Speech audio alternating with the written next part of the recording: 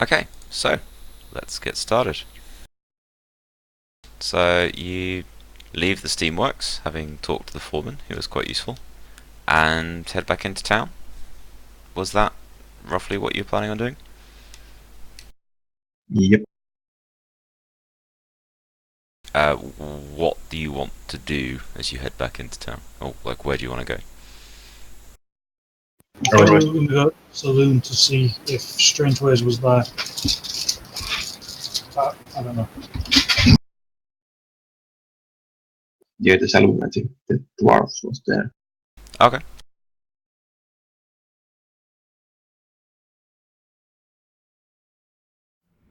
So you head back to the Brave Star Saloon. It's kind of got a lot livelier now. I guess it's maybe early afternoon at this point. It's full of all kinds of different people. The piano's playing, people are singing songs, people are throwing back shots of whiskey. General saloon type behaviour, but you don't see Strangeways anywhere. Is the elf woman around? No, you don't see Kestrel the elf woman either.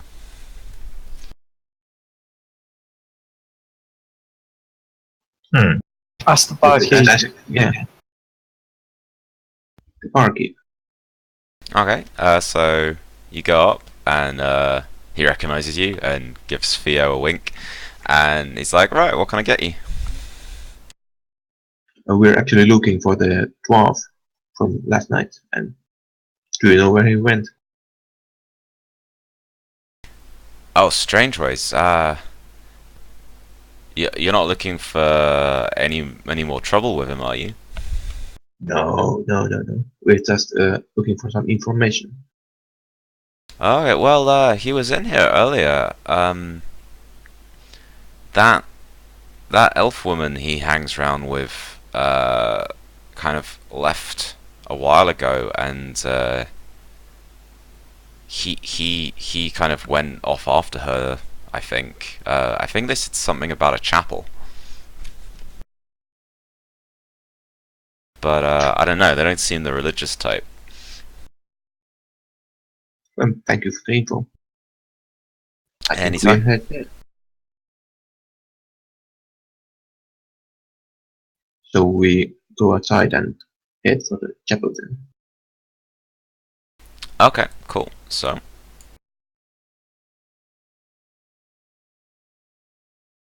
you head back out onto the street and head to the chapel. The chapel doors are wide open, and there seems to be some kind of noise coming from inside. Like there seems to be quite a lot of shouting. And as you get near, a few people sort of come, like, hurrying out. Let's see What's going on here? Is about. Are you actually asking the people, or is that you just generally saying what's going on here? Just generally saying. We walk right in. Okay, cool. So you go into the chapel, and you immediately see at the far end by the altar, Calpurnia has Nyx kind of bundled up in one arm, and her gun is drawn in the other. And she seems to be she seems to be sort of in a standoff against Kestrel, the elf woman, who's standing like about maybe several feet away from her, also with a gun drawn. So they're kind of like staring off at each other. And the dwarf in the mechanical armor, Strangeways, he's basically standing between the two of them, and basically there's a lot of yelling going on. Calpurnia is kind of waving her gun at Kestrel, basically telling her to back off, and Kestrel's saying it's not going to happen. And Strangeways is yelling at both of them to put down their weapons. Can I shout? Can I do a persuasion check to see if I can make them both put down the guns Sure. and calm down. I mean, you can persuade or you can intimidate. They're kind of... I only have persuade. Okay, well, you have a focus in it, so yeah, go for it. I'm going to say it's going to be quite hard given, like, everyone's blood's up. Nah, I guess that's a fail. I'm afraid that's just short, yeah. Okay, so you kind of start yelling out, trying to get them to calm down, but they're not listening to you. Kestrel kind of, like, looks at you over her shoulder, and she's like, this doesn't concern you, get out of here. Actually, it does. Sorry? Actually, it does. Alright. I walk next to the dwarf, like between those two. Okay, so essentially between the two with the guns on each other, yeah. Yeah. Everyone just needs to calm down here. What's this about? Calpurnia, like, holds Nyx close and she says, that woman was in here sneaking around trying to get Nyx to come with her. If I hadn't come back when I did, she'd have made off with her. And Kestrel goes... Kestrel just kind of shrugs and says, I'm just doing my job. It's best for everyone if you just let the girl come with me. I go, this is a place of worship. Can we at least take this outside? Kestrel says, I don't think so. Like, God's never meant anything to me. Just hand the girl over, and I'm gonna take her back to her people.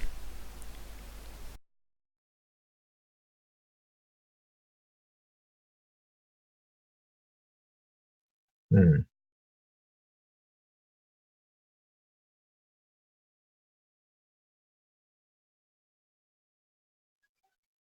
I'll look to the Nyx.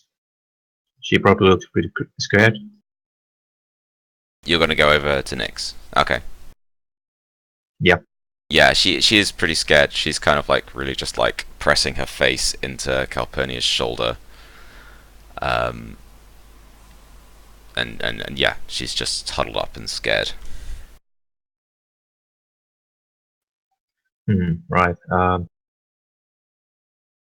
Maybe when you go over to stand, so Garrick's gone over to stand by Calpurnia and Nyx, and with Theo going over to stand by Strangeways kind of looks at Kestrel and in his sort of like grating mechanical voice says, it looks like you're outnumbered now, Kestrel. Wouldn't be a good idea to try anything.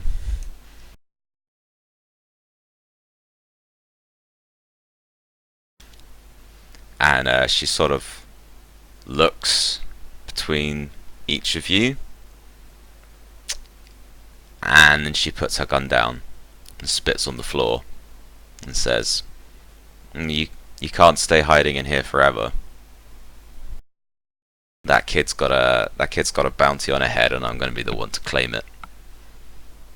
And then she turns around and she walks out. A bounty, eh? Oh well. Anyway.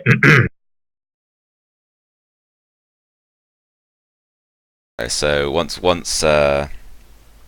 Kestrel's gone, obviously things relax a little bit, and Calpurnia says to the bunch of you, I'm glad you came when you did. I don't know what would have happened there if you hadn't shown up.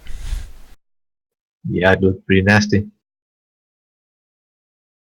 But Cal says, you know, I don't even know where she came from. Like, I just left Nyx alone for a minute, and then suddenly this woman was in our room trying to steal her.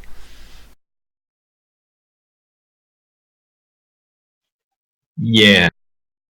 Strange things. I'm not gonna tell her that we told her she was here. You did a bit, actually, didn't you? Strange things.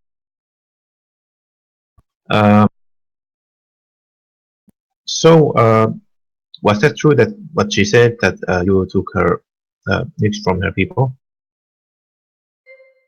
And Calpurnia kind of like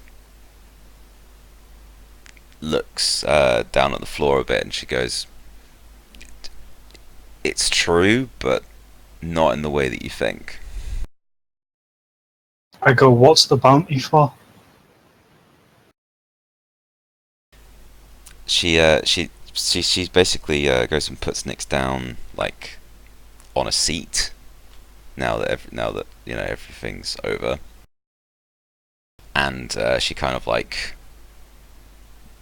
beckons you, like, you know, pulls you over to one side of the room, and she tells you that she found Nyx during the war, like a few years ago, like in the last few days of the war, and like she was with a small group of Saurians who had like sort of come into Imperial territory, and her and a bunch of other Hobgoblin soldiers sort of basically were involved in a raid on this house where these Saurians were. And when Calpurnia went in there, she found that the basically Nyx's Saurian family was about to sacrifice her at some kind of weird altar, and so she killed Nyx's family and took her away. But since the war ended, wherever, you know, she's taken Nyx, like there always seem to have been like these, like she doesn't really know who they are, but there always seem to be these sort of various Saurians have shown up at various points in their lives. And so she's always been on the run, and she assumes that the bounty means that someone got wind of the fact they were coming to Umber, and you know, put some kind of a reward out. Just it wouldn't be the first time it's happened. Right. Well, she's obviously very important to them, like in some mystical way or something. Because I'm gonna assume that those abilities of hers are not common. Calpurnia says not as far as she knows. Like, she's never heard of any other Saurian like doing the sort of things she's seen Nyx is able to do. Yeah. That's another reason they came to Umber, is like she said this morning. You know, she wants to get to Gil's Ranch where her sister is, partly because she hopes that it's a place for them to hide, but also because her sister like is quite an advanced, like she's an advanced healer, and she's hoping she might be able to make sense of what's going on with Nyx, because she always seems to get hurt every time she does one of these weird things. Huh. What town was it again that your sister was in? It's called Gil's Ranch. It's supposed to be a few days kind of northeast of here. I can show you guys on the map if you want, because to give it a little context. Sure. I'm just going to assume that maybe Calpurnia has a map, but if you guys are at Prosperity Junction, which is sort of the big place with the ATC gold compass symbol, that gold compass kind of represents not just obviously that's too big for the town, that's like the town and the areas it controls around it. But then you've got this little road that kind of leads out to the east and then up to the north, and then that's that little town that road goes to, which is called Gil's Ranch, over in the Eastern Flats. Yeah. So obviously you need to get there pretty fast, or you have to hide in town for some time. Yeah, basically, she says one of those things, like, you know, until we can find a way to travel to Gil's Ranch safely, we're gonna just have to try and find somewhere to hide in town. But she doesn't think they can stay in the chapel, because obviously that woman knows where they are now. Yeah. Hmm. And she says, like, I know you've already done a lot for us, but if you three, if there's any way you can help us, like, find somewhere to hide, or you know, or find a way to get us out of town. I go, we might have somewhere for you to hide for now, but it will involve the Saurian being maybe being studied a little bit, and it might help her. She kind of narrows her eyes and she says, "What do you mean studied?" What are they called? The archaeologists? Yeah, the Archaeological Society. We might be able to get you into the Archaeological Society, because they kind of work for them now.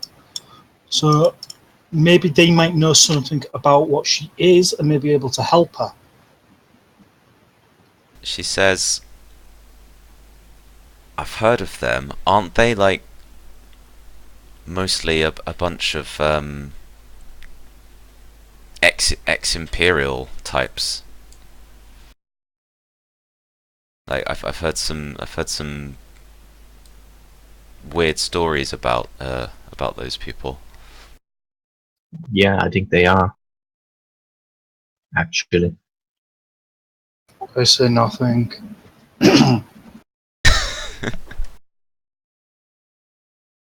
But oh yeah, they're major pricks. But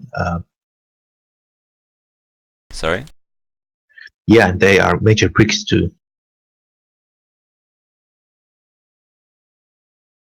But it should be a safe place to hide until we can get transport out of this place.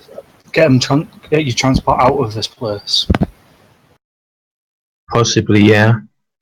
But actually, I was thinking that the sheriff's office would be one place also.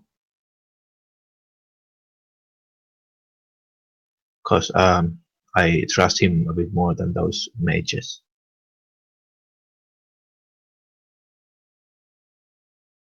But the mages, the sheriff's office is kind of public building.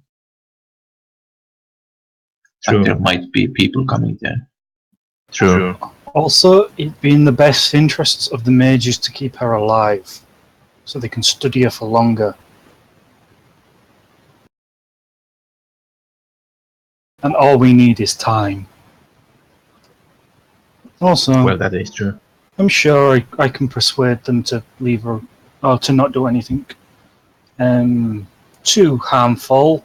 And I basically grab the massive sword on the back of me, and go, this usually gets my point across. Point. Did not mean it to be a pun. Okay, well, Calpurnia kind of like thinks about it, and she goes, okay, well, I'm not sure if I trust these people, but I trust you. So if that's what you think's best, then yes, we'll do that. And Strangeways, who's kind of like been hovering while you guys having your discussion, he steps forward at this point and says, "It's none of my business, but I know Kestrel. We've worked together on several jobs. If you need someone to help keep an eye out, I'd be happy to." The way I see it, you know, me and Kestrel, we've pulled quite a few jobs together, but there's nothing right about taking a kid from her mother. And he sort of tips his hat to Calpurnia. Yeah, that would be a great help. Okay, he nods and says, okay, well, you might not see me, but I'll be around. And he kind of nods to people respectfully and then turns around and walks out the chapel. Oh, wait. We shall. Well, before you go. Yep. Which way did the gnolls go during the attack, or which way did the largest group of gnolls go during the attack? Oh, okay, yeah. He kind of goes, oh, the attack yesterday. It seems like longer than just a day ago. He says that after they kind of had a standoff at the bank, much like the foreman told you, they sort of scattered in lots of different directions, but he did notice that the guy that he thought was the leader seems to take a group of them sort of pretty much straight down Gold Street and out the North Road out of town.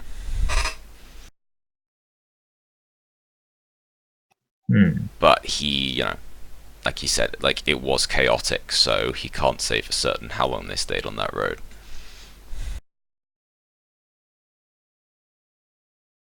Did you happen to catch any prisoners during the attack? He shakes his head and he goes, no, that's not his way. And with everything that was going on, it was kill or be killed. Did you notice anything special about these nodes? Like, did they have some kind of leader that was not null, or they seem somehow smarter? He noticed, like you said, there was the one that he thought seems to be leading them, and who seems to be, quite well armed. Like, most gnolls sort of have quite basic clothes made of leather and hides and stuff, whereas this guy actually had sort of crude iron armor that had been strapped onto him. But yeah, that was kind of it. That's all he really noticed about him.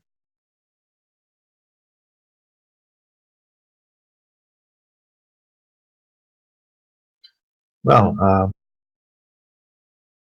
thanks for the info.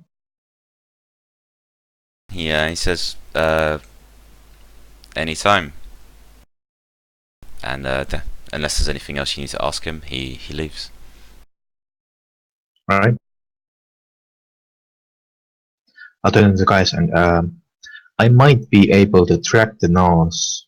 I've been doing some tracking back home, so it's been only a day, so it's still possible. Yeah, we can check that out. I'd say first we get those two and see about getting them hidden away in the with the mages. Yeah, that first, of course. Or we could split up. You could go and get their tracks, and we can go secure them, so we're not wasting time. It's all up to you. That's what my dude says. That's possible too. I'm not sure how well I can handle myself out there alone. So Yeah, if you run to any nodes. Yeah. So it might be best if we just stay in one group. We'll go to the society and take the girl there. It shouldn't take too long in any case. Yeah. Okay. So I'll turn to Nix and Kopania, and whenever you're ready to go. Okay. They're ready to go now. With everything that's happened, they don't want to stay a minute longer than necessary. So, Yes. Calpurnia helps Nyx kind of just get her stuff together in a little bag, and they kind of roll up their belongings and put it in a backpack, and then they're ready to go. All right then, let's get going. Okay, cool. It's probably best if White Wolf goes first, so he'll be giving some mean looks to the people, so they don't get any ideas. Outside, that is. Yeah, sounds good. I've got no objections. Okay, so Calpurnia and Nyx say a very quick goodbye to the elf woman who runs the chapel for her help, and then you guys leave with White Wolf leading in front, looking big and intimidating. There is a bit of a crowd outside because clearly word's gotten round that there was some sort of kerfuffle in the chapel, but nobody gets in your way, and anyone kind of on the street sort of steps back a bit to let White Wolf pass, and you follow him, and you make your way through town down to the Archaeological Society,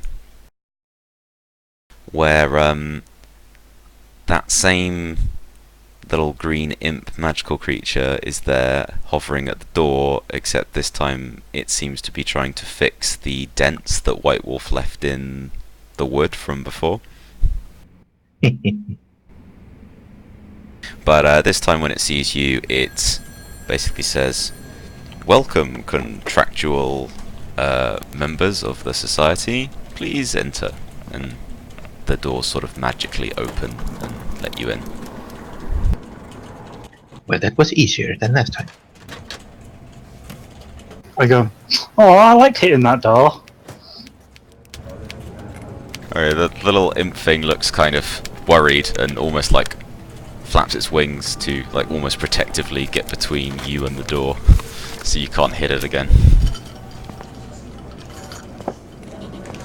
I chuckle. Right, in we go. Right, so you go in, and it's much as before, except there's not very many people around now. Everyone seems to have gone off somewhere. I'll look for the first person, or the nearest person, and I'll walk them or her. Okay, so you find a chap who looks more like a servant, like he's sort of dressed in a butler type black and white suit, and he says, "Yeah, can I help you?" Yes, is Marcus around? We have something. I believe Marcus is having luncheon with the rest of the society. Is it urgent? Somewhat, yes. He kind of like Say, Think- I go and say we've got something interesting for him that he Yeah. won't have seen before. That'll get his attention.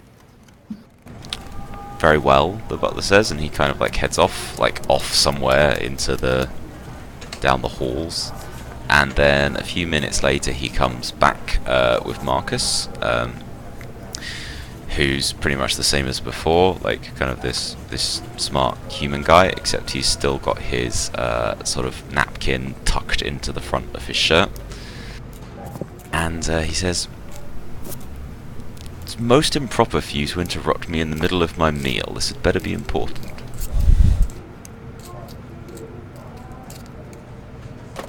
I got one. We've got a little favour to ask you, but you will get something out of this, or something. You'll get something interesting out of this. We would like you to hide this Saurian and Hog Goblin until we can get them transport out of the city. But the interesting thing is, the Saurian has magic I've never seen before. It saved us in the train, and we was hoping you could maybe have a look at her to see if you can help determine the nature of her powers and if she can control them. Okay, so Marcus sort of looks at you rather skeptically and goes, "Well, I'm sure there's lots of kinds of magic that you haven't seen before, my friend." But then he sort of crouches down and beckons Nyx forward and says, "Well, come on then, little girl, let's have a look at you." And Nyx is a bit scared, but Calpurnia kind of like nudges her forward.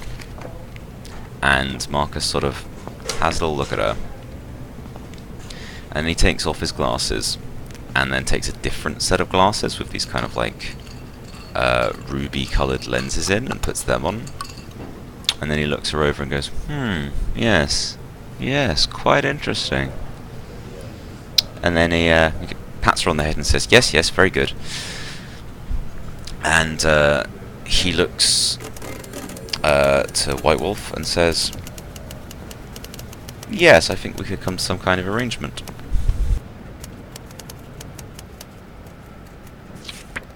What exactly do you need us to do? You said to look after this child? Just basically make sure she's alright. You don't have to do anything out of the ordinary. All she has to do is stay healthy and not dead. And fed. Well, I'm sure we could manage that. And then he sort of looks at Calpurnia and goes, Does the other one have to be staying here? Yes. I go, she's good if there's an attack on the village, she'll be able to protect you while we're gone. She's a good fighter. So you won't need to worry about anyone attacking you. She'll be able to help. He sort of looks doubtful and he goes, well, it's quite improper to have one of her sort in the society, but given the potential knowledge to be gained, I suppose we could make an exception for a few days at least. And he's sort of like, shakes his head from one side to the other while he's thinking about it and goes, well, they can stay for a week on the condition that we're allowed to perform some tests on the girl. Nothing invasive, I promise you, but she is a puzzle.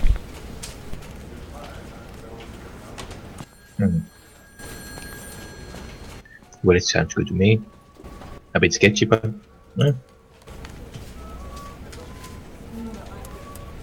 Alright, so Marcus sort of claps his hands together and go, well, that's settled then.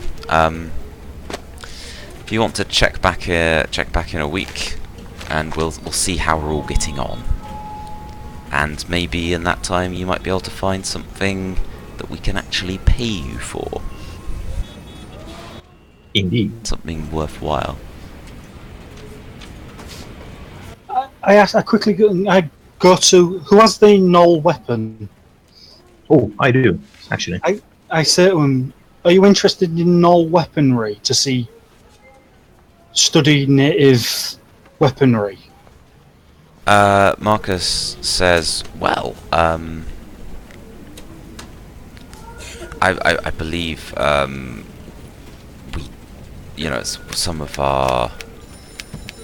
some of our scholars here have been interested in the Knoll tribes, yes, so they might be interested in seeing some weaponry, especially if it has cultural significance. I pull out the rocket launcher. I doubt this has any cultural significance, but you might be careful with that. Okay, so Marcus actually, he's still got those kind of ruby lensed glasses on, and he sort of frowns when you pull out the weapon, and he goes, are you sure that's a null weapon? Well, that's what they attacked us with. And he reaches forward and says, Sorry, Sig, I didn't hear you then. They destroyed the train and the portal with these weapons. He goes, really? May I have a look at it? Sure. Okay, so he sort of takes it into his hands, and he looks at it and goes, it's very crude. I can believe that a Knoll might make it, but the explosive material is undoubtedly made with weird ore. It's got sort of magical aura around it. It's not simple explosive. So is that something Knoll couldn't make? Like, shaman or something? He goes, well, I mean, weird ore is something that they found here on Umber, but I've never heard of Knolls ever being able to process it, as far as he knew. only, you know, the ATC here have been able to mine it and turn it into like a usable, like, material. I go, that explains that explains the attack then. Yeah. Yeah. Yeah, the Steamworks was. They might have gotten more explosives there. Yep. That's quite alarming, actually. He says he can keep it and ask one of his null specialists to study it further if you want. Sure. But he wouldn't consider it worthy of you know, he wouldn't consider it like giving you a finder's fee for it. Like, he'd essentially be doing you a favor. Yeah, well, the info is what we want, actually. Okay, the sure. money. He says he'll pass it along to the appropriate scholar. Cool.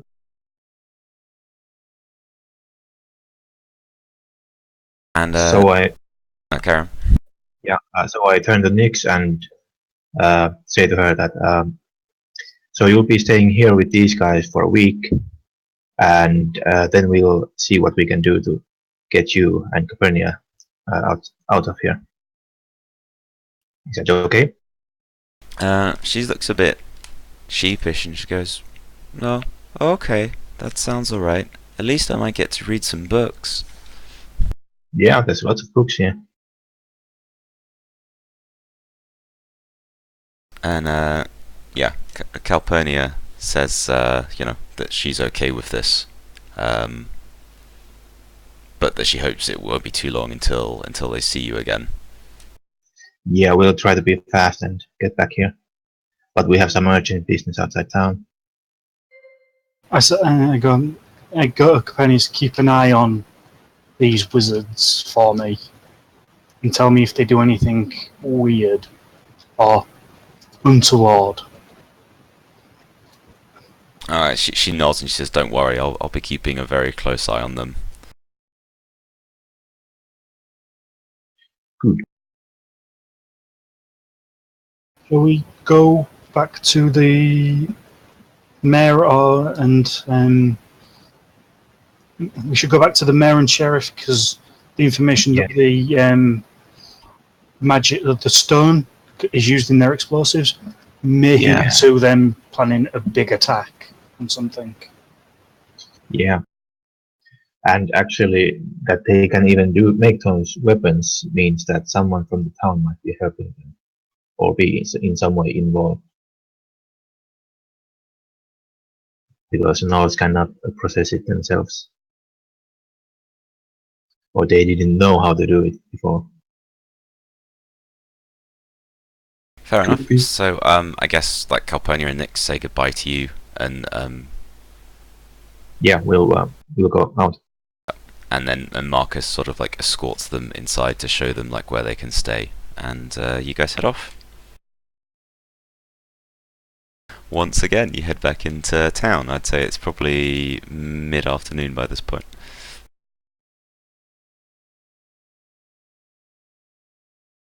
Yeah, so we'll start heading to the sheriff's office.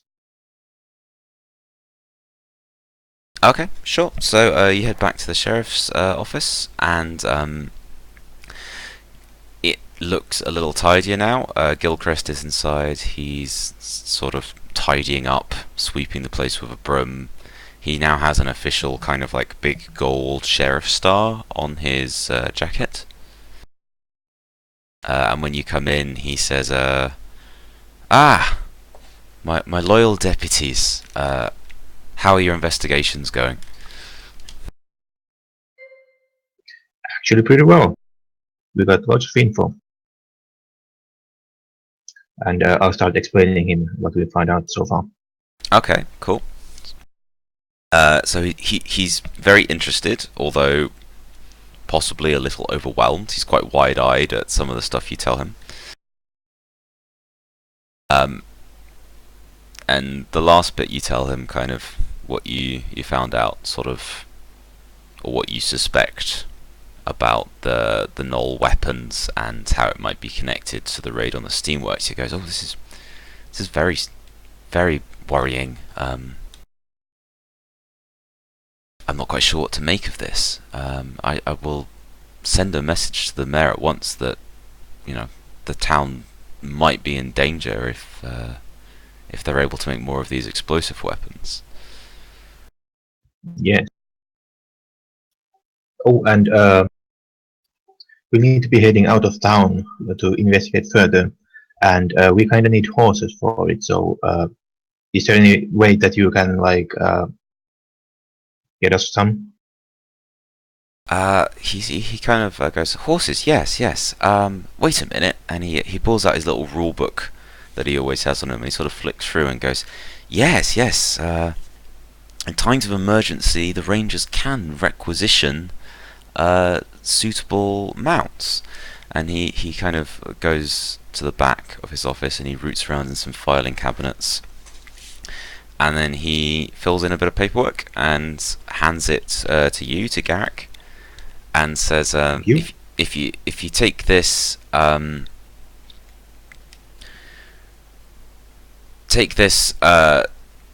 to the ATC stables, that should allow you to requisition horses for official town business.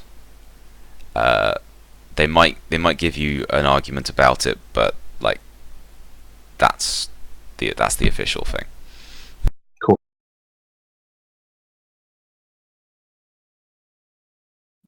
So you studied that place? I'm trying to. Yes, very busy, very busy. A sheriff's work is never done. So it would seem. He sort of looks at the three of you and he goes, "You will be careful out there, won't you? I hear it's quite dangerous." It probably is, but hey, we did well on the train thing too, so no worries. We'll be fine. If we don't do something soon, it'll be dangerous here as well. Yes, Yeah. yes, quite. Yes. Well, you'd best be off then. Best of luck. I look forward to receiving a full report. Of course. Well, So we're heading to the stables. yeah. Okay, cool. So you head back into centre of town, and the stables is kind of an area it's like the official company stables that the ATC control. So they've got like a good 20 horses and a couple of other more exotic mounts, kind of in pens in this barn. And when you approach there's this sort of rather gruff orc who looks at your paperwork, kind of grumbles a bit about it, but then he calls on a couple of his people to fetch 3 horses out for you. And yeah, essentially you each get given a horse. The stable master sort of rubber stamps the form and says that you're required to, sort of bring the horses back in 2 weeks, or, like submit new paperwork, because you're essentially being loaned them by the company. You're not like being given them. Mm-hmm. And but yeah, you now have some horses to use. Cool. I smile to him and thank you for your assistance. Citizen. Citizen. he nods proudly and wishes you a good day. Alright, so we should probably go north first to track the north. I mean, the orc mage is pretty important too, but it can wait a little bit longer. Yeah, if there's an attack, if they've got that much explosives, we need to at least find their base Yeah. as quickly as possible, and especially seeing as we know where we think the leader went, so we want to track them and hopefully get the stone back. And also, if we get the stone back, we might be able to barter our way into the good graces of someone so we can get transport for transport out of the city, out of the town. Mhm. Okay, cool. So on your nice new horses that you have, you ride out of town. I'm just gonna say I just need to take like a 2-minute quick break. Sure. So whilst you're heroically riding out of town, if you just give me a minute, I'll be right back. Right.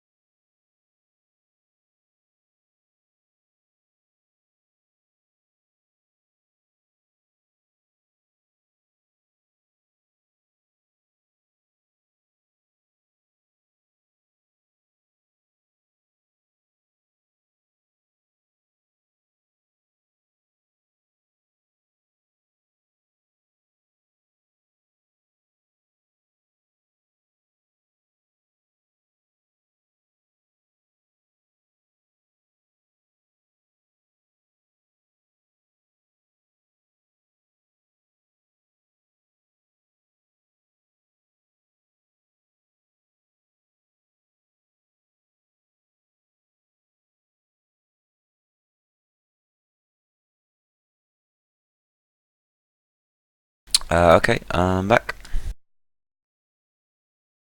Is everyone else still here? Yep. Yep. Yep. Cool, thanks for that. So, you ride along Gold Street and then out of the town, going along the North Road that Strangeways said he saw what he assumed was the chief left yesterday.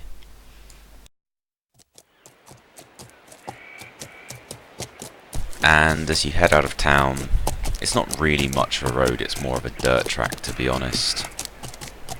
And quite quickly, you're out in the wilderness. And the sun starts to go down.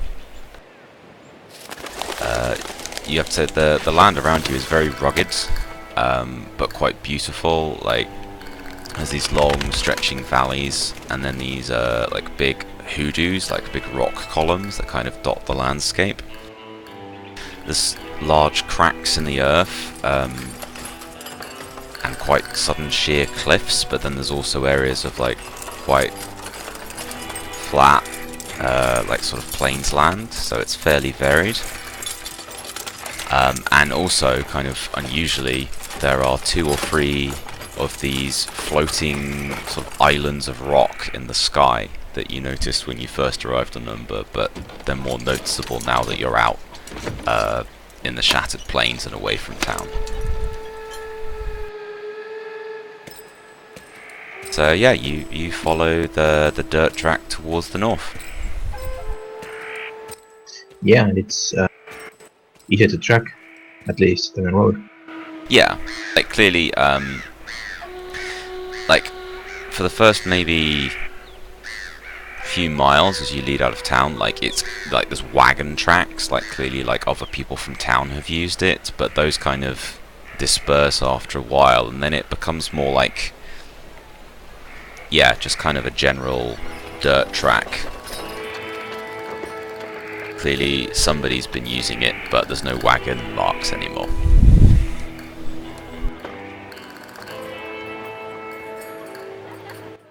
Right, we'll head a bit further north still, and I'll get down from my horse and start inspecting the tracks. Okay, sure. Do you want to make a tracking test? Sure. I believe it's something you've got to focus in. Yeah. Cool. So make a test.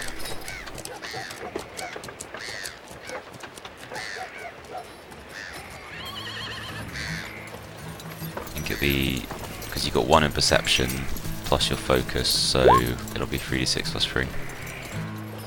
Yep. Yep. Cool. Yeah, that's enough. So basically, you sort of look down and examine the tracks, and there's a lot of what you would consider to be just sort of fairly, you say normal, but nothing that's familiar to you, but what seems like animal tracks, like maybe like a lot of wild animals maybe move along this route. It might be some sort of natural path for them. But in amongst that, you notice several kind of paw marks, which to you like look like the right kind of size and shape for a knoll, and they seem to head north and then kind of veer off the path after a while. Right, as I find them, I'll say to the guys that I found the tracks. Oh, I forgot to mention as well. Sorry, there's also a few areas where the dirt's kind of like got these long drag marks in it, and that to you suggests maybe that like there's something heavy's been pulled along. Are there any dried blood marks or something if they were wounded when they were running? Not that you can see, no. Is there any ore? Like, is there any of the ore lying around? Like it's spilled, so we know. Well, you could. You haven't noticed any, but you could try searching for it if you want. Right, what do I need to do for that? Is that just, We'll call that perception. is it perception?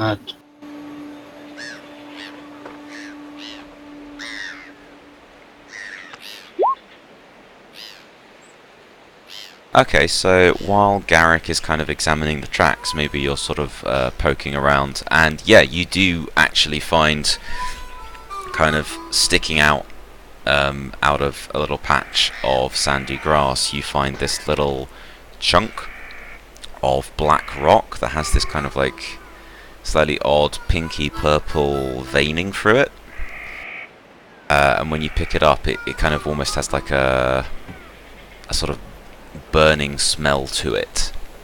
And from what the foreman was saying when he was describing the weird ore, you think this might be a piece of it. I say it looks like we're on the right tracks, and I say good job on finding them. To who was it who found them? Garrick. Yeah, I say good job, Eric. Where you We still are? have to. I mean, Gary. We still have to find the North though. So let's get to it. Okay, well, I'll hop on my horse and we'll be on our way. sorry? I'll hop on my horse and we'll be on our way. Okay, so you get back on your horse, and you follow some of the tracks you found. As I said, they kind of, after a while, they seem to leave the main track, and head off towards what looks like this kind of large mountain that sort of rises up several miles ahead of you.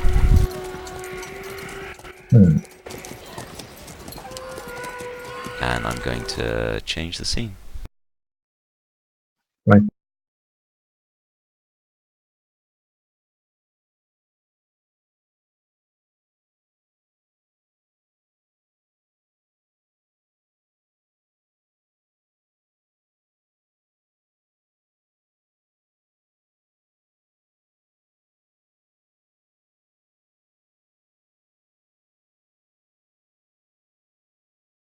I've just dumped you onto, if you should be on a combat map now. Yes, we are. If you scroll down a little bit on the left-hand side, you'll see you guys have entered. You're on your horses, but I don't have tokens for horses, so you know, just be on horseback if you want. You follow the tracks, and you find some more of these drag lines where, like I said, like it looks like something's been dragged along through the dirt and the dust, and it's left a bit of a trail. And around this point, like kind of, you can see, if you scroll off to the right, you can see a bit of the edge of this mountain and off to the east there. And some of the trail marks seem to head towards that, and a few others seem to head in like a variety of different directions. Right. So at this point, the tracks become quite confused because of all these drag marks kind of crisscrossing over everything. Yeah. Well, the most of the mark seems to go to the left side, so I'll follow them. Or actually, I'll take the heaviest set of tracks, and I'll follow them. Okay, sure. So the heavier ones seem to be the ones that are mostly heading along this direction. Right. That's where we will go then. Okay. Do we need to roll for initiative to see? No, you're not in combat yet. This is more just to lay it out. I say I should go first. I should go in front because I've got the sword and shield. I should go first. Right. Well, don't go over the tracks. So. Yeah. Thanks. Okay, so you follow some of these tracks and you see, yeah, most of them seem to be heading towards this mountain area, and as you get closer to the mountain, you can kind of see that it's kind of like a stepped mountain, like it's got several levels on it, and at each level there seem to be several like black spots, which as you kind of like look at them, they look like maybe it's got like a series of caves kind of riddled into the side of the mountain. Oh, great caves. Yeah. And you also notice that there's this big scorch mark area to the side of the tracks. I'll go and investigate. What were these? Sorry? What were these? Oh, okay, right. So this is a thing in Roll20 where some areas, like, you can't necessarily, like, I can control, like, what areas you can see. So maybe as you get closer to this area of rock, like, there's areas that are shaded, like, you know, like, from the angle of the sun. Like, maybe some areas are quite dark in the shadows, but as you get nearer, you can see them better, and you catch sight of this barrel kind of like propped up against this column of rock.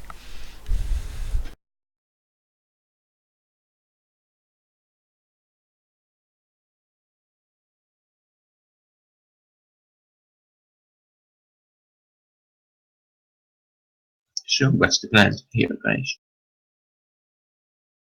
Sorry? I asked our group that what's the plan here now? We'll follow the tracks, and I'll actually go check out that scorch mark if it's made probably by an explosion or something, fire, whatever. I'll go check it out. Okay. I said also check. Can you check out the barrel, see if that's got any ATC marks on it, so we can check if it's if it's one of the barrels we're looking for, or if it's property of like whatever they're called. Weirdo. Yeah. Okay, well, Garrett goes up and checks out these scorch marks, and yeah, it looks like some sort of explosion happened. Although the scorch marks seem a bit unusual, like normally, like if it was something like dynamite or a grenade, you would sort of expect a fairly even, like, circular kind of spread, but this one's kind of like uneven and has like weird marks in it. Oh. Theo, when you kind of get near this, you kind of get this slight odd feeling from the scorch marks, like almost like a sort of tingling, like stinging sensation in the air seems to kind of like be rising up from the burnt ground, and you kind of recognize that something about it seems to be triggering like your innate magical senses. It's the sort of feeling you'd expect to get from being near a magical object. I inspect it if I can get anything out of it. Yeah, sure. So, sort of as you kind of maybe I try to if you get off your determine horse that, and have a look at it, like yeah, like the ash seems to like have a slight, instead of an electrical charge, it has like a magical charge to it that you can sense but the others don't really notice. I let the others know that this was magical explosion in nature. Oh. I wonder what happened. Did they get attacked or? I asked him, does it feel like the same from when we was attacked on the train? It does basically. It's got a similar kind of weird burny sensation to it. Yep, it was probably the launchers. Maybe, possibly. So, let's be careful. They've mostly got more of those things. Yeah, I don't want to be blown to bits. Yep.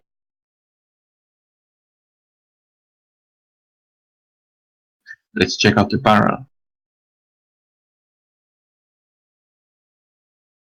Sure. Okay, well you go over to this barrel and it does indeed have in big red letters ATC stamped on it. It's kind of it's a bit damaged. It looks like maybe it's fallen off something or been like shoved somehow, because it's like some of the panels of the barrel have just split open against the base of this big rock column you're standing next to, and there's more chunks of this black rock with kind of pinky purple energy veins on it, which is the same as the bit of weird ore that you found on the path. And again for Theo, it's got this sort of crackly magical vibe that comes off it. Yep, that's the stuff. Cool. It's probably too big for us to get back to town easily or pick up and carry. I say we investigate more, try and find out other things, and then maybe head back to town. Tell them we found their stuff and try and get a larger force to come and help us clear it out. Yeah, maybe cards or something. Yeah, so let's keep looking. I'll find the tracks again and I'll start following them again. Okay, well there seem to be more drag marks kind of like heading along like this kind of direction between these two bouldery areas towards the base of the mountain. Okay, I'll follow them.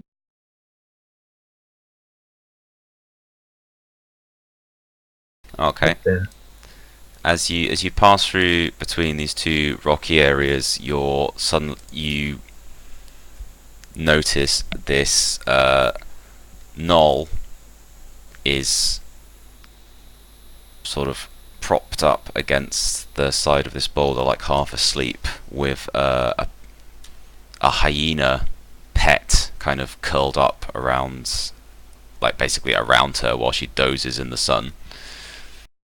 As you walk through between these two rock boulders, the hyena suddenly leaps up and starts barking at you. Oh, crap. I yell out, "No! At the hyena!" Um, And then I draw my pistol. okay, cool. The scout jumps up when she sees you, woken up by the hyena, and she starts running towards the mountain, the base of the mountain. And at this point, I guess you should roll for initiative. Yeah.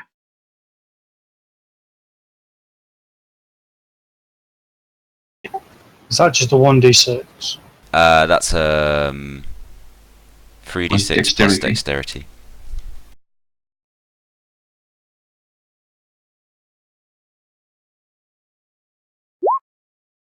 Oh.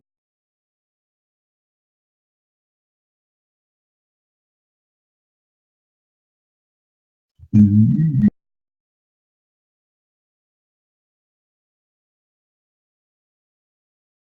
Shame we can't do some stunts off that, because two of us got doubles. Yeah, I'm not Mhm. sure there's initiative stunts, sadly. Double action.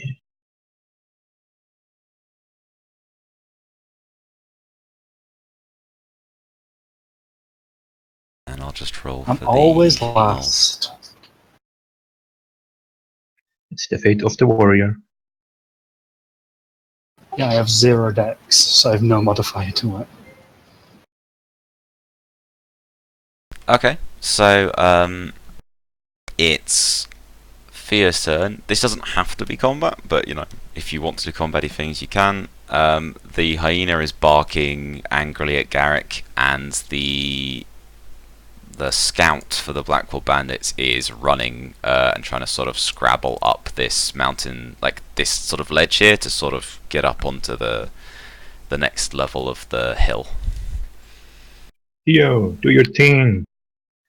I draw my pistol and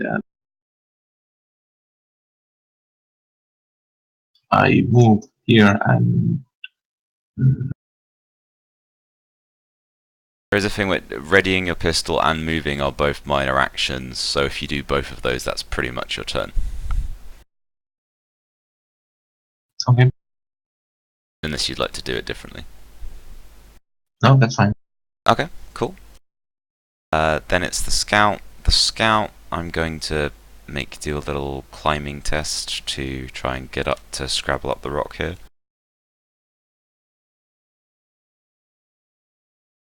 And it just manages to scrabble up and sort of starts moving. The hyena, which I will also do in her go, basically charges up towards Garrick, barking and yapping. Get it off me. And if I just go and grab the profile for it.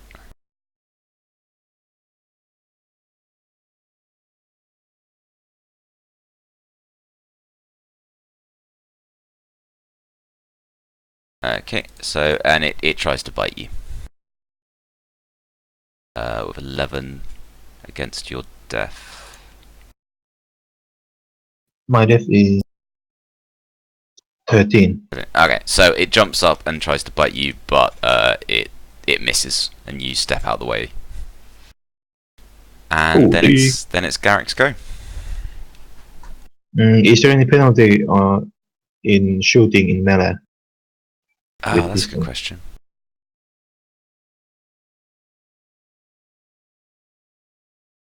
I'm not actually sure. I'm not sure it's come up before. Let me check. Right.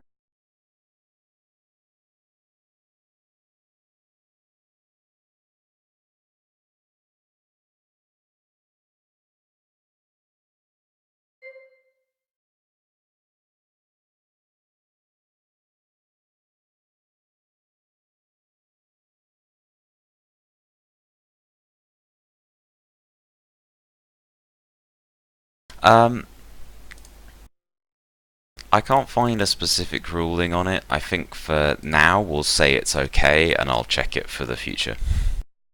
Okay. So basically, I'll just take a step back to get a little distance, but not enough to actually move in the map. And then I just unload the gun in his face. Okay, sure. And I can roll to hit.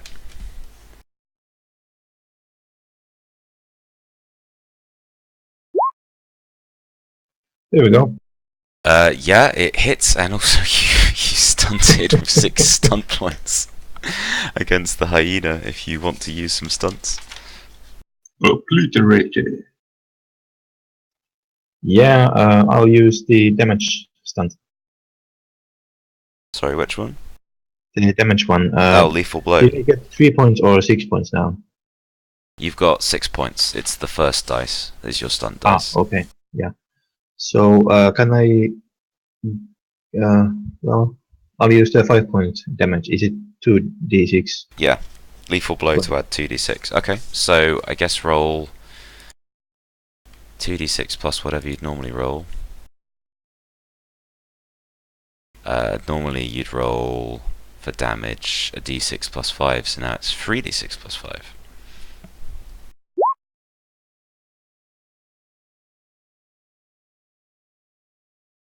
Okay, well, you just bring out your gun and just blow this hyena's head off as it's jumping up at you, and it falls down dead. It was very literally a lethal blow. Yeah, I curse a little and then I start running after the scout. Okay, so you get to move. Whatever your speed is. Speed is 13.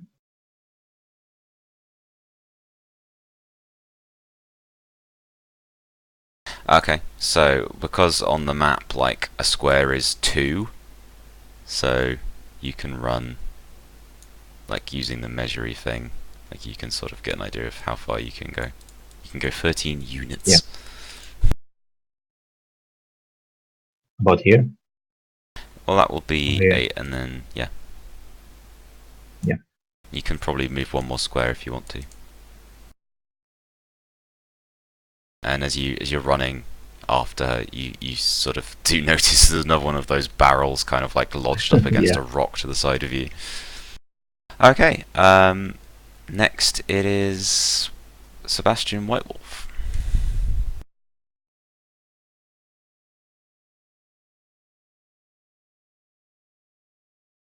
That's all I can do.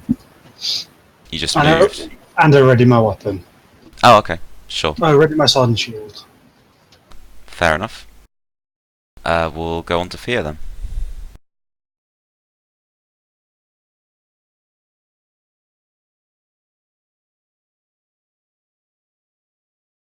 I'll move up here.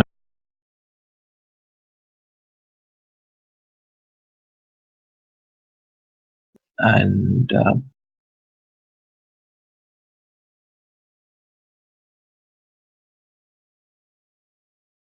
I should to know that. Oh well, I just shoot it. Okay. Fair enough. Roll to it. Time for diplomacy is over. Yep. Let's see.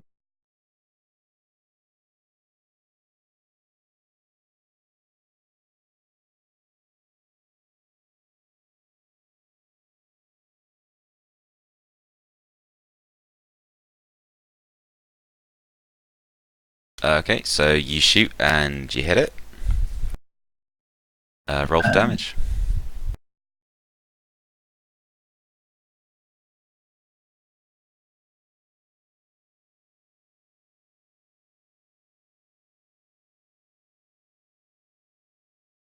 There we go.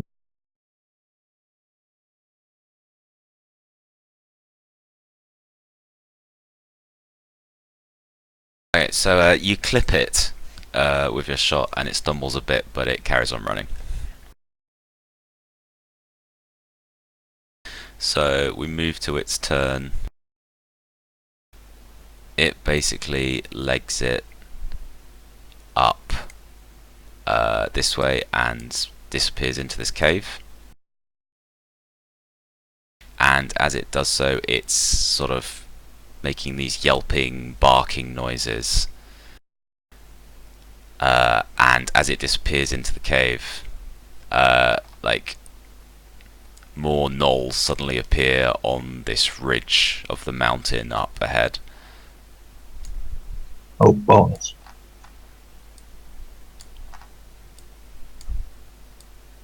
Kind of waving weapons and barking angrily. Mhm. So, actually, yeah, now that Garrett's closer, I can reveal more of this map to you.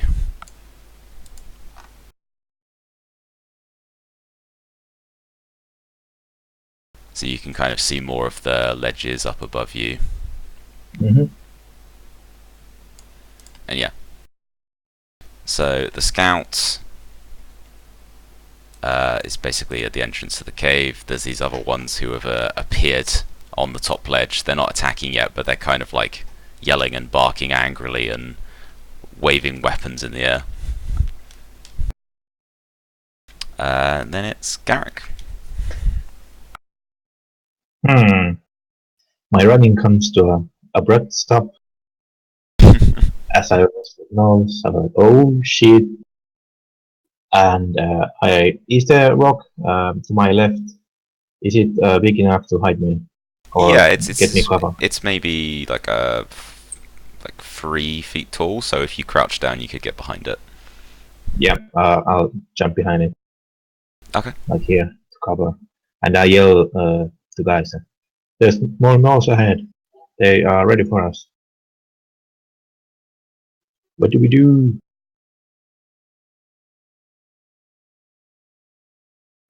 What do you do, guys? Well, my pistol is already ready. So, do I still see the scout? Yeah, the scout's just about to disappear into the cave, but she's at the entrance, so you can still see her. I'll give her a little parting gift. Okay.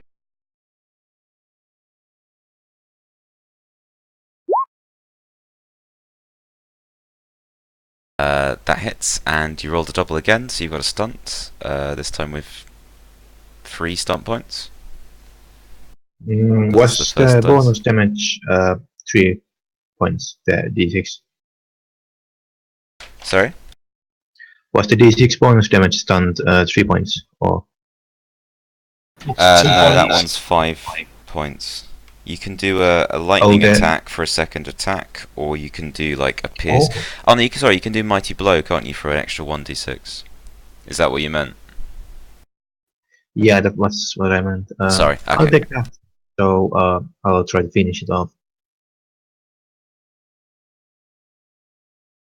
Okay, sure. Yeah, roll for your damage, but with the extra d6. Cool, 12.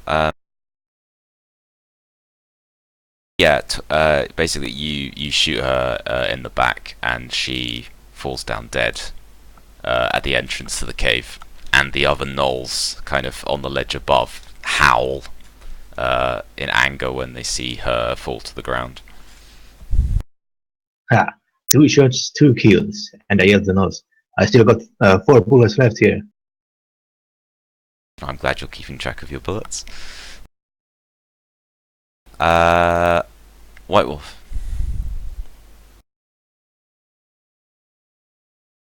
That's all I can do. Unless you want to run. I thought running halved it.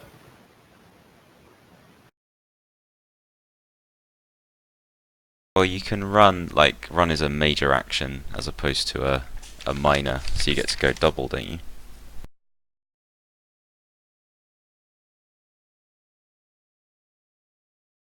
Oh yeah, then I'll run then.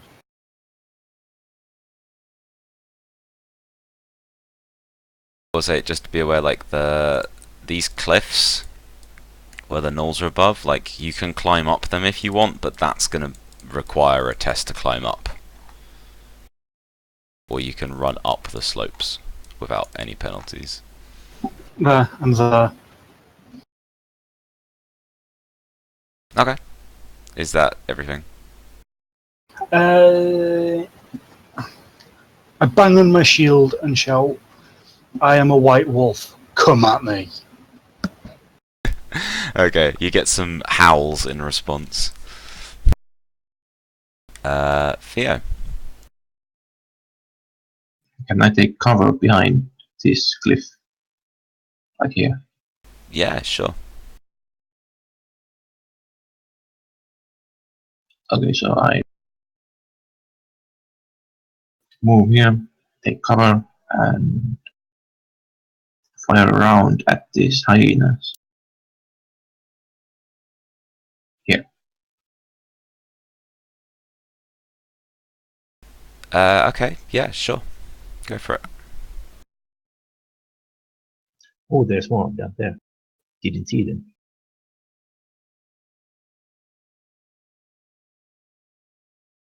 Yep, you hit. No stunts, so just straight roll for damage.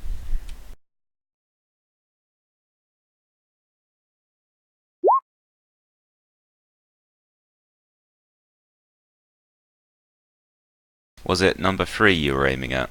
Yeah.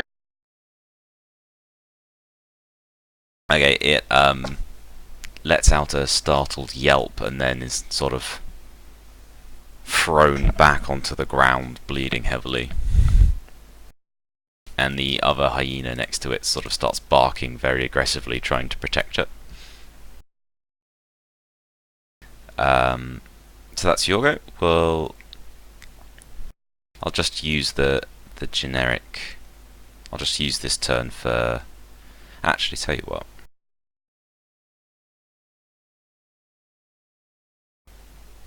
Just try and separate them a little bit.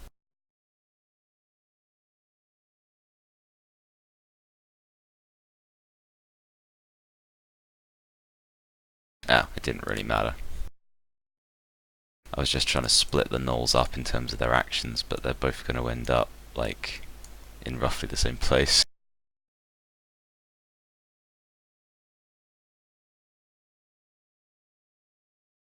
Okay, so, yeah, like I said, this one hyena sort of moves to protect the one that you shot.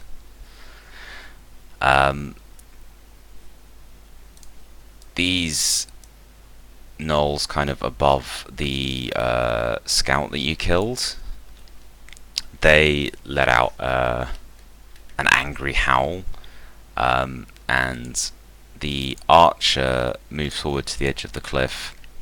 She raises this arrow, and just as she's firing, you can see that the arrowhead has got like this sort of like something strapped to the shaft of the arrow, Oh, no. which she fires at White Wolf, since he was yelling challenges at people.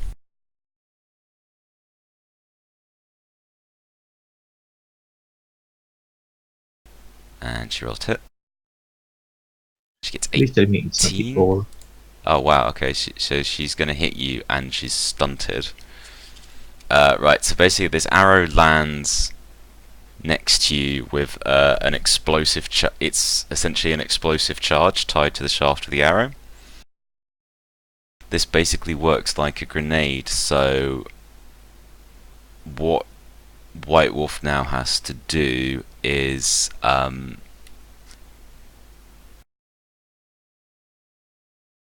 you have to, let me just check I'm reading this right. I think you have to make a dexterity test to jump out the way.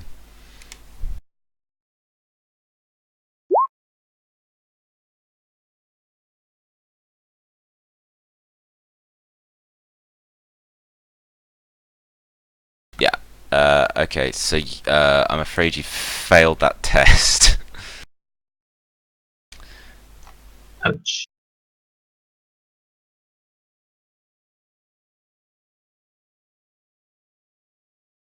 How much damage? I just need to roll it. Oh god, 13 points of damage. Ouch. Does my armor do anything? Oh yeah, armor. Yeah, reduced by armor. My armor is 4. Okay, so instead of 13, it'll be 9 damage. Don't worry, Sebastian. I got you.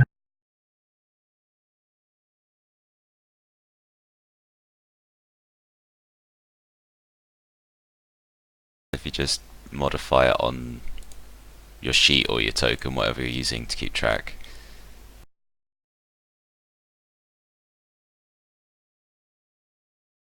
And then the archer actually stunted, so it's going to use a lightning attack to fire another one of those off, and this one it's going to fire at Garrick. No, my beautiful face. You better hope that that barrel isn't explosive. Oh shit! 15? I'm guessing it's going to hit your def 13, aren't you? Yeah, unless the cover gives me anything. Oh, actually, no, that's true, you get cover. Okay, so, yeah, with cover it wouldn't hit you, so Thank God. the arrow bounces kind of off the rock and the explosion happens kind of off to the side over here. And bits of rubble just kind of fly over your head. And then the other group of bandits up here are also going to attack. So the archer from that one is also going to fire at Carrick, I'm afraid, because it's sort of the nearest target. Yep. But it fails to hit, and the arrow goes like way over your head and explodes like quite a fair distance behind you. And then it's getting Garrick's pretty hot here. It's Garrick's turn.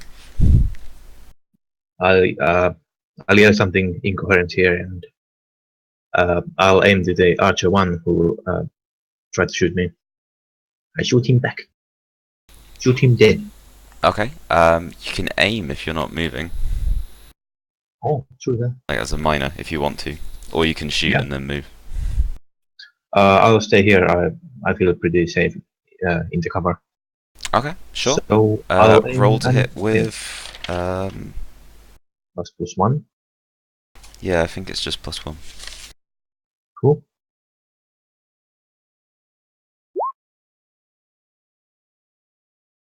13 will hit. Oh, and you stunted again with 4 points. You're a stunt machine today. Indeed. I'll take the heavy blow again, and with 1 point, did I get something defensive with it? You can use 2 on defensive stance, which will give you a defense bonus. It costs 2. Somewhere. Well, I'll use the heavy blow at least. Okay, sure. So you get 2d6 instead of 1d6 plus whatever it is. Yeah. A good job. Jeez, okay.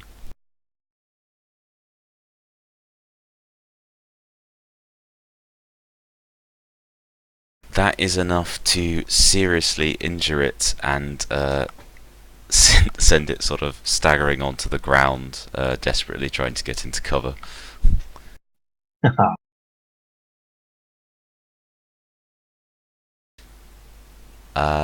Sebastian, having just had a grenade arrow blow up in your face, what would you like to do?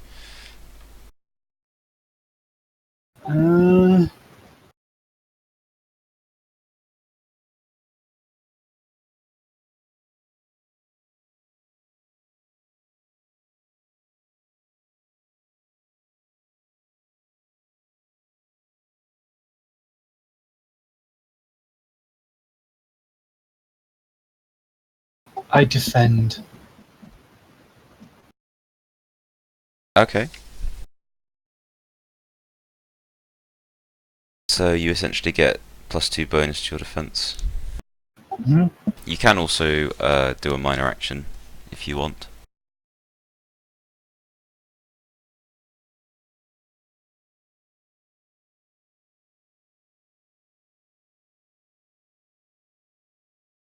I'll prepare. Okay, what do you want to prepare? Well, that's kind of saying like, oh, I want to have an action ready for if something happens. I want a. Can I do shield bashes? I don't see why not. I'm preparing to like.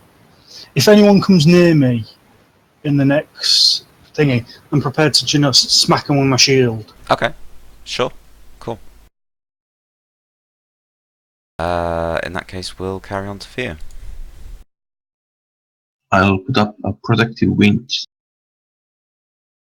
Oh, okay, yeah, cool. and then as a minor action. Okay, so Protective Wind, you have to roll a target of 10 to make it cast. Yeah. So go for it. What check it was it? Was it intelligence? 10. Oh, it's just your 3d6 plus intelligence, I think. Or is it willpower?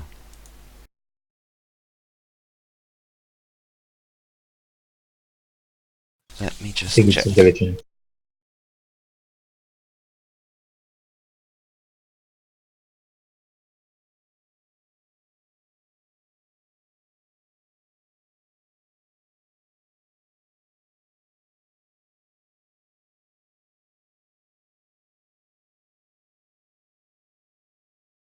I can't find it, but I'm pretty sure it's intelligence. Yeah, I think so too. Okay.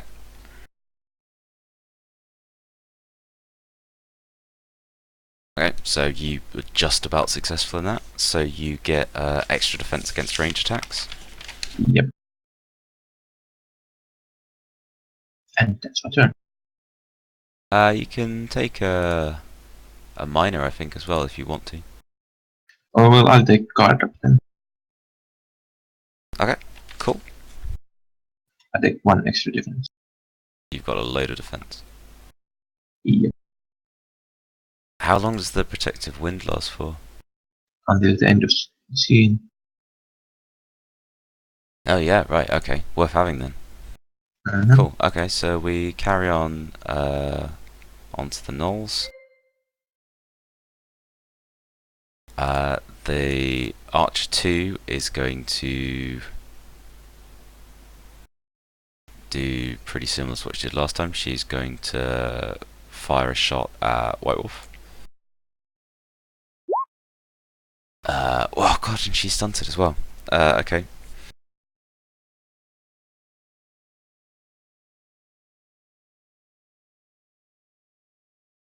She will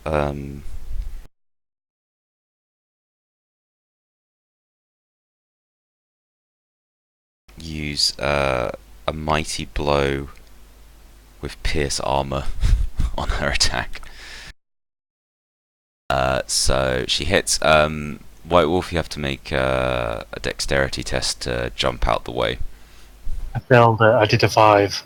Oh, damn. Okay. I did get 2 1s. Yeah, but you can't. The stunt only applies if you actually succeed. I know. Sadly.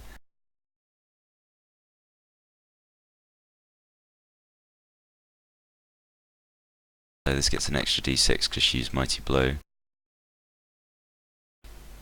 Okay, I'm afraid you take 14 damage and your armor's halved because she used Pierce Armor stunt. I used guard up as well. That's I used true, you defense. did. That's defense, not armor, unfortunately.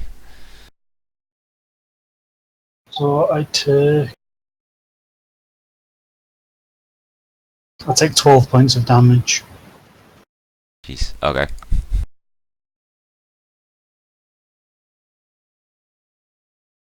On your armor 4. Okay, so the other bandit then comes jumping down the sides of the cliff and basically starts running towards you. But I'm halving his movement for going down the cliff, so I think that's about as far as he can go.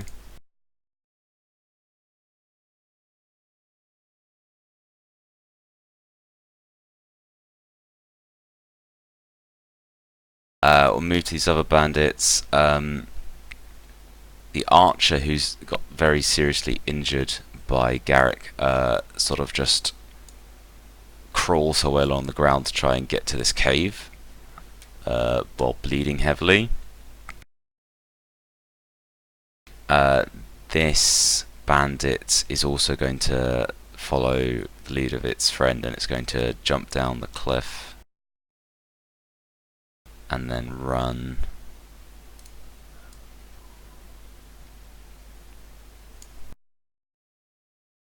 So it's that they're both jumping down the cliff, running towards you, and they've both got like axes in their hands. At the same time, you also notice coming down the side of the mountain this this very large black paw sort of comes while all the others are running around barking. This one sort of like seems to be walking quite casually down, and it's sort of barking out instructions to the others. But he's not attacking at the moment. So we'll move to Garrick.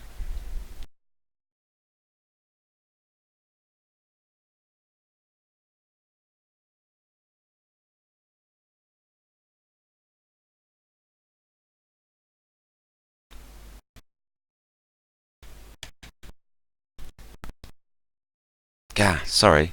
How much of what I've been saying have you heard? Because apparently I managed to mute myself. We have heard nothing. Oh, since when? Since Tico said he's gonna die. Oh, sorry, I don't know, for some reason I managed to mute myself on Discord. Right, okay, so those two Gnoll bandits came charging down the cliff with axes. Archer number 1 crawled over to a cave in an attempt to escape because she's bleeding quite profusely. And you might also have seen that there's this Blackpaw chief sort of now coming down the mountainside, like barking out instructions to the others. Mm-hmm. And now it's Garrick's turn.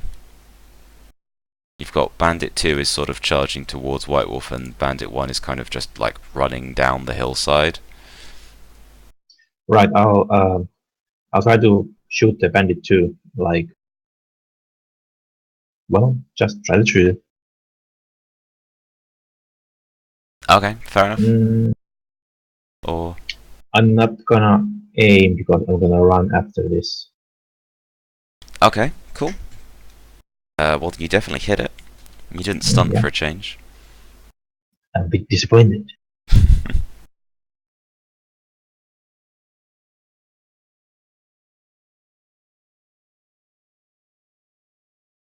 6 damage. Oh, and if my agility is greater than his, I'll get a bonus d6. Oh yeah, sure. What's your agility? 3. Its agility is. Do you mean dexterity?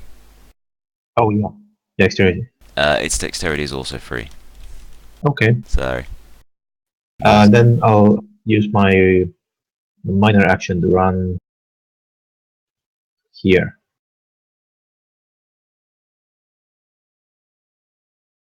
Okay, cool. Like between the Null and Sebastian. Or actually here. Okay, cool. Suitably heroic. And I'll yell the White Wolf, get to cover. Geo can heal you. Yep. Okay, well, it is now White Wolf's turn. So, what do you want to do? I am going to run my ass down here and then to there. And that's my turn because I ran. Fair enough. On to Thea then. I cast Healing Touch on Sebastian. Probably a good idea.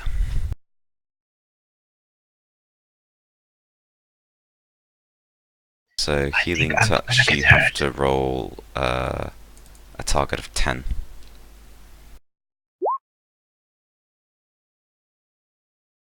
So And I use 3 points on it.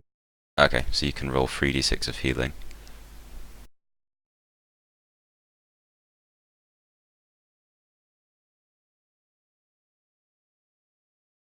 It's nice amount. You get 12 health back. Yeah, I'm back up to 24. And as a minor action, I take cover Seems like a sensible thing to do. for 2 points. In addition to the protective wind you've got going on as well. Mhm. Okay, now it's the gnolls. Well, Bandit 2 is pretty much just gonna take a swing at Garrick, since it's right there in front of him. So it swings Read with like a boxer. okay, it swings with its axe, but it's off balance and it misses. I yell at him. Not even close. You mangy kid. Oh shit. Well, it can't. It's running, so it can't attack you this turn. But yeah, it runs up and gets in your face as well. And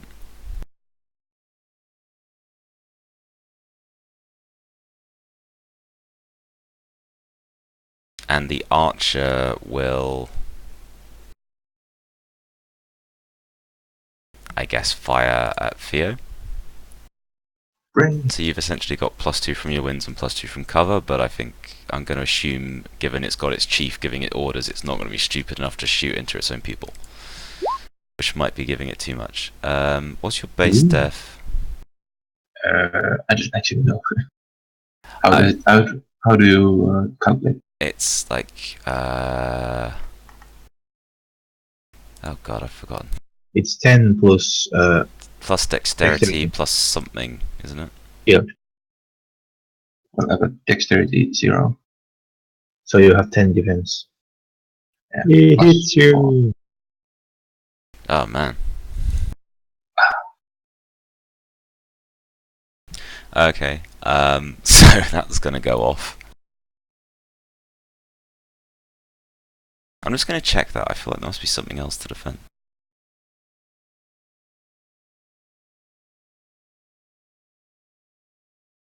Oh, 10 plus dexterity plus a shield bonus, but you don't have a shield, so... okay, so... Theo will have to do a dexterity check to dodge out the way. Against 11. Okay, so you roll up you roll out the way as it blows up. Yep.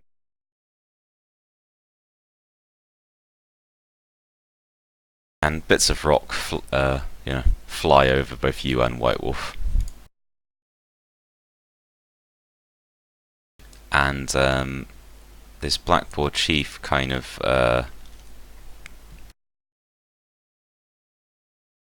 walks up and kind of it makes a kind of like it looks over its shoulder and it barks something into one of the caverns, and then from inside this cavern appears this figure who moves forward, and it's a halfling who, as far as you can see, looks exactly like Gilchrist. Oh my god. It was him all along. And this halfling yells out, basically like puts his hands to his mouth and bellows, "You can't hope to defeat the Blackpaw bandits." Run back to your town or we'll kill you all. Does he sound like Gilchrist? He sounds more confident. Huh. Like, his voice is more, like, powerful as he yells, whereas Gilchrist is very kind of, like, got this kind of, like, more reedy, weak voice.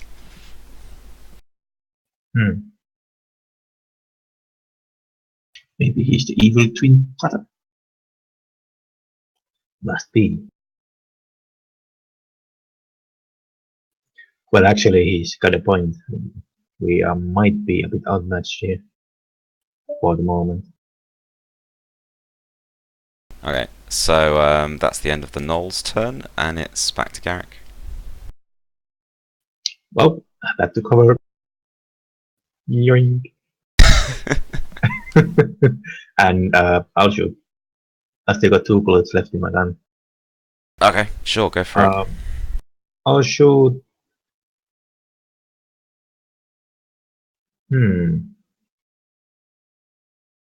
I wonder.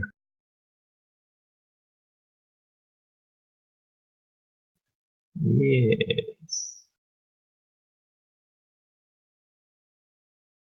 Well, I'll shoot at the bandit. Bandit 2, which I already wounded. Okay, go for it.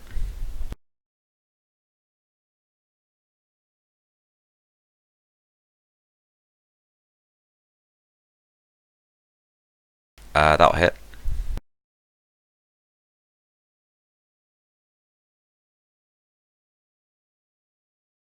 There we go. That's a good hit. Solid hit. It's not enough to kill it, but it is looking fairly wounded and like hunched over, ragged breaths kind of way. Then it's White Wolf. To get from here to here, I'd have to do a check, wouldn't I? Yeah, I'd probably make you do a dexterity check, like an easy one, but just to be able to like scrabble up. Yeah, that's fine. You pass that just fine. So I attack. I can attack Bandit 2 from here, can't I? Yeah, you can strike either of those knolls easily. Yes, I attack Bandit 2. Okay. Roll to hit.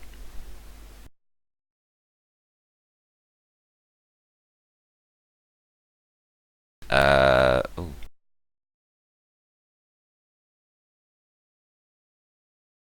Three d6 plus 2. Ah, okay, just as well, because you missed on the first one. Yeah, you hit and you stunt. I do a lethal blow. Okay, cool. And So is it lethal on the lethal blow is extra damage. the 5-1? Yeah, 2d6. Okay, cool. So roll damage for your axe and add another 2d6 on it. Or whatever weapon you're using. It's my longsword. Longsword.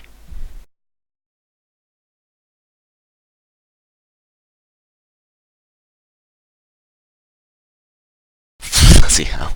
Oh my god. Murder! Yeah, you just literally slice it in two. Like, you swing with your sword and just cut right through it, and then there's 2 pieces of knoll lying in front of you.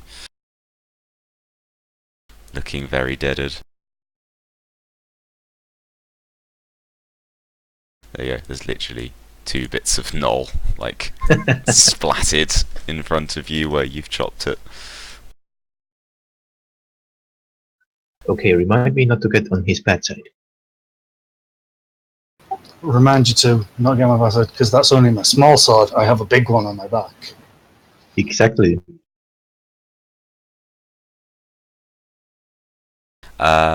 Okay, yeah, that was pretty cool. We'll move to Fear. I'll aim and shoot at the bandit one. Which one, sorry? Oh, Bandit the first one. bandit. Yeah, go for it. The one who's currently looking in fear at the mess that was just made in front of him.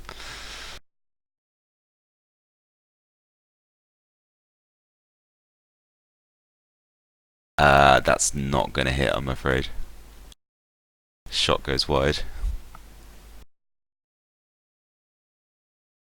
You've still got a minor if you want to use it. I'll take some more cover. Okay, cool. So we'll move to the bandits. I think Bandit 1, yeah, having seen that brutal murder, like, rethinks its position and starts trying to run away. I'll say you can get White Wolf can have a free strike at it as it tries to get away, if you want. So what would that be? Just make an attack, but I'll give you an extra +2 to hit.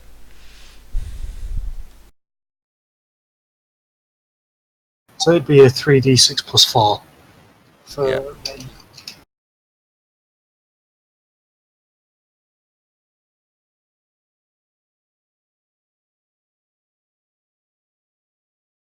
Okay, so you hit it as it tries to get away and roll some damage.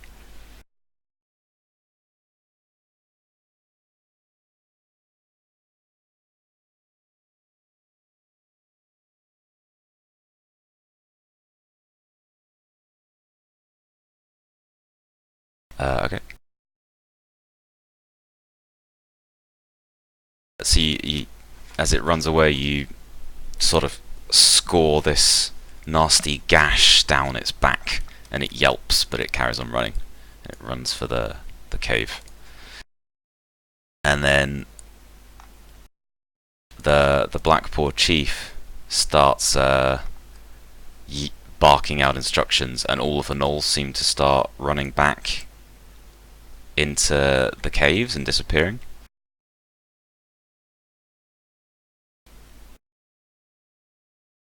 And the Gilcrest starts yelling at it, going, "What are you doing? We can take them!" And the chief just grabs him, and they disappear into the caves inside the mountain.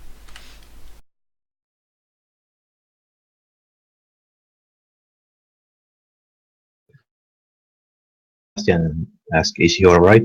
Is he still bleeding? I say I'll be fine. I've had worse. I can heal you up.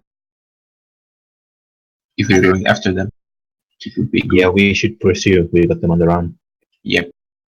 I'm afraid, just in terms of game terms, I'm probably gonna have to call it here because I need to, like, wrap things up. Yeah. But That's all I need. certainly you can heal him, and then next time we will pick up from here. Yeah, I'll reload my weapon also. Yeah, sure, go for it. Were you gonna heal White Wolf? For So 2 you points. succeed. And then how many mana points are you going to spend? Or magic points? 2. Okay, so he gets healed for 5.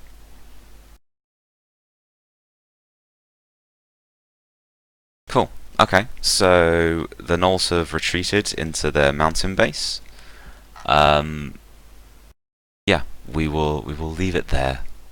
I had hoped to get to the end of this section, but I think it just took a little longer than I planned. But I don't think it's a terrible cliffhanger-y point to be stopping on, so... Yeah. It's Cool. a good place to stop. Hopefully you enjoyed that. Yeah. Sorry, Now- Tickle, you didn't get to do too much that time. Like, I felt like you were taking the brunt of the damage. That's what I created my character for. It seemed to work. Yeah. We came out on top. As long as those two can get off ranged attacks, I can take all the beating. I'm basically the tank. Yeah, no, it seems to be working fairly well. I was just a little worried you got very low on health and well, I say worried. Like, it's sort of my job to try and kill you, but also I don't want to, like, really, really kill you. Yeah, gotta make things challenging. Yeah, challenge is fun. Also, it doesn't help that I get every now and again really bad rolls. You did Yeah. have a little bit bad luck there, yeah, and I was rolling quite well for my nulls. So the good news is that you've all learned something today, and when we start next session, you will have graduated to level 2, Yay! Cool. which will mean something different depending on what class you are. You'll all get a little bit of health increased, but you also get like a bonus depending on your class. So you can take that away from you and take that away with you and decide what you want to do. Cool. I know, man. Mine's going to be military law focus. Because that's what it says the warriors can get at level 2.